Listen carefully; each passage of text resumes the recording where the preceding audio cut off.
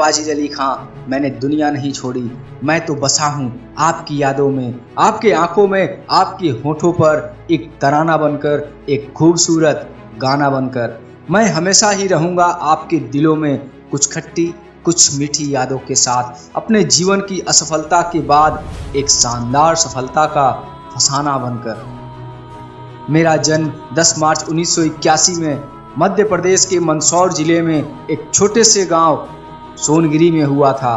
मेरा बचपन मेरे 5 भाइयों और 2 बहनों के साथ इसी गांव में बीता। बचपन से ही मेरा मन चंचल लेकिन सोच कलात्मक थी। अधिकतर बच्चों की तरह मेरा भी पढ़ाई लिखाई में बिल्कुल भी मन नहीं लगता था और इसी वजह से मैं केवल 5वीं तक ही पढ़ सका।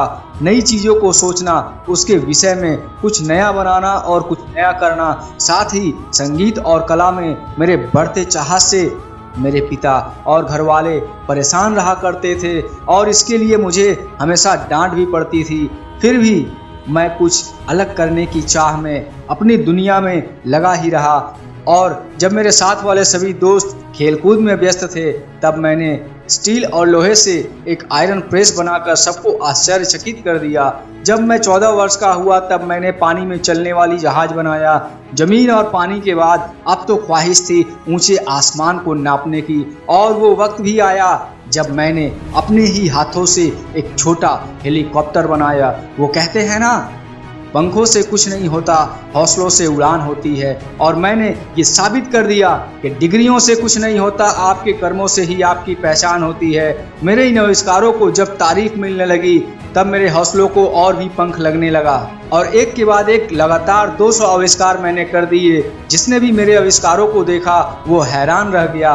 म्यूजिक डायरेक्शन और सिंगिंग में तो मैंने शोहरत कमाया ही साथ मैंने बचपन की कलाकृतियों को अपने समय के बीतने के साथ साथ और ज़्यादा उभारा और मैंने नेल आर्ट में राष्ट्रपति महात्मा गांधी जी का चित्र बनाया जिसे 2012 में golden book of world record में शामिल किया गया। सिर्फ यही नहीं, नेल आर्ट से मैंने मदर मैरी, ईसा मसीह, काबा शरीफ, साईं बाबा, रिलायंस इंडस्ट्रीज के संस्थापक धीरू भाई अंबानी जी, बॉलीवुड के अभिनेता सलमान खान समेत राहुल गांधी और यूएई के वजीर आलम मोहम्मद बिन रशीद अल मकतूम और उनके बेटे हमदान का भी चित्र मैंने बनाया।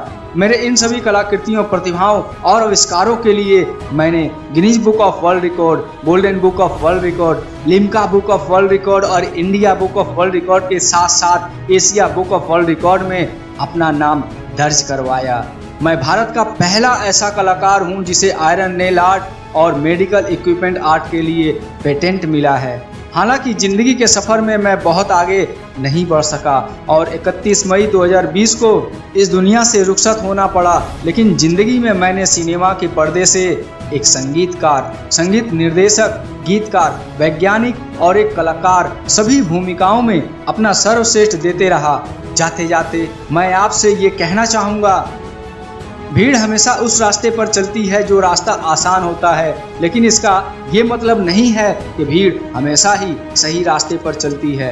अपना रास्ता खुद चुनो क्योंकि तुम्हें तुमसे बेहतर कोई नहीं जानता है और जिस काम को करने में दिल लगे ना, उस काम में अपनी अंतरात्मा झोंक दो, फिर देखो सफलता झक मार कर तुम्हारे पास आएगी। सफलता किसी की शक्ल सूरत, अमीरी गरीबी और बड़ी बड़ी डिग्रियों की मोहताज नहीं होती है। सफलता तो आपके परिश्रम और लगन की दीवानी होती है।